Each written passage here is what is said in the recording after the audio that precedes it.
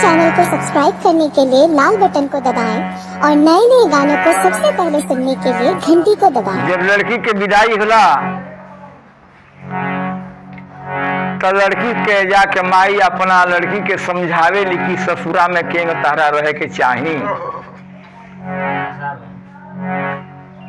जाके माई से पूछे तारी कि माई हम कैसन लागत तानी।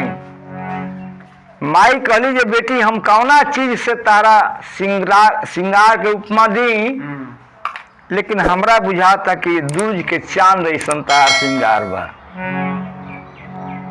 ये बात के हमरा गुरुदेव राजन जी महाराज बड़ा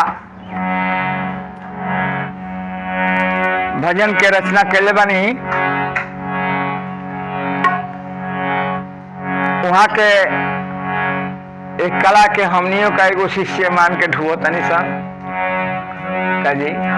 हमारे चैनल को सब्सक्राइब करने के लिए लाल बटन को दबाएं और नए नए गानों को सबसे पहले सुनने के लिए घंटी को दबाएं।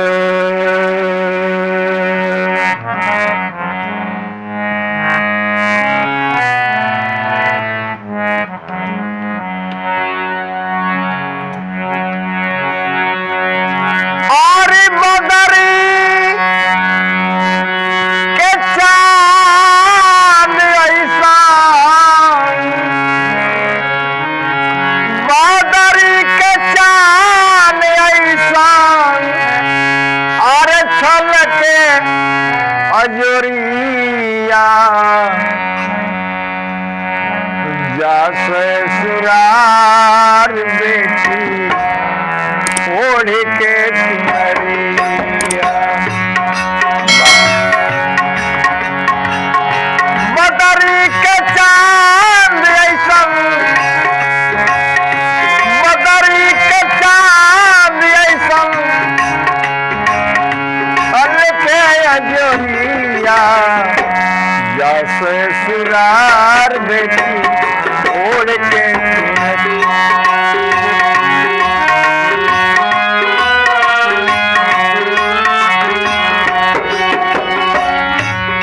कहली माई हो डोलिए में याद आई सखिया सहे रोवत हुई है बैठ के अकेली। हो डोलिए में याद आई सखिया सहे माई कतही रोवत हुई है बैठ के अकेली।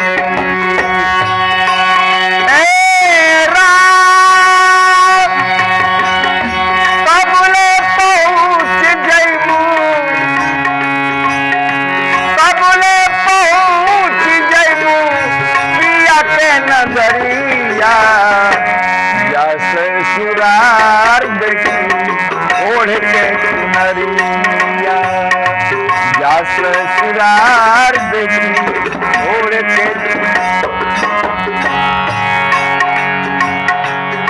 कहली माई घरवा में बन के रही हो तुना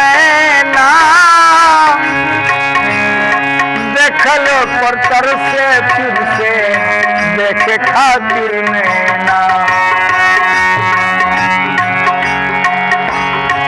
घरवा में बन के रहिया बेटी तुना देखलो पर तर से फिर से देखे खातिर नैना। हो जनिया अपना जनिया पिया के अपना आखी के पुतरिया जैसे सुरार बेटी ओढ़ के चुनरिया, जैसे सुरार बेटी ओढ़ के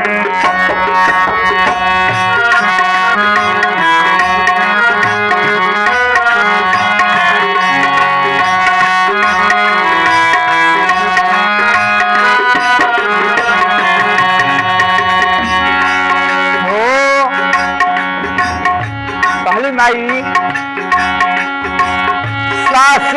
के बनी के रही है सास के तिजोरी। ओ घर घर निहारी तोहके बन के चकोरी।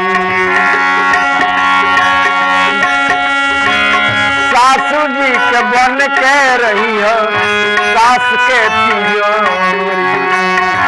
घर घर निहारी तोहके बन के चकोरी। ओ झुक के झुका के रखिया, झुक के झुका के रखिया सबसे नजरिया।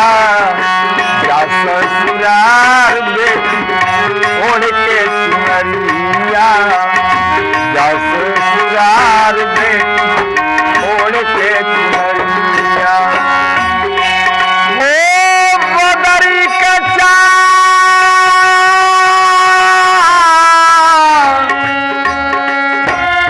बदरी के चाँद ऐसन छलके अजोरिया। जा ससुराल बेटी ओढ़ के चुनरिया। जा ससुराल बेटी ओढ़ के चुनरिया। हो बेटी के जन्म कैसन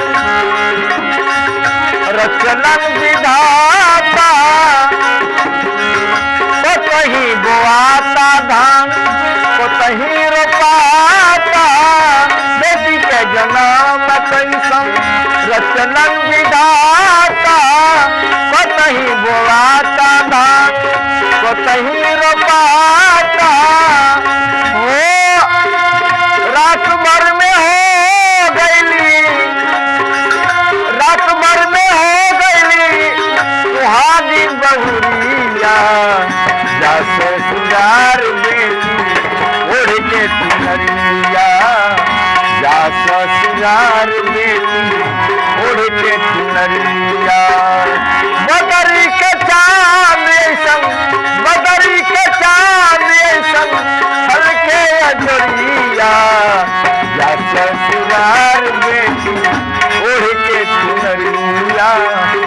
जा ससुराल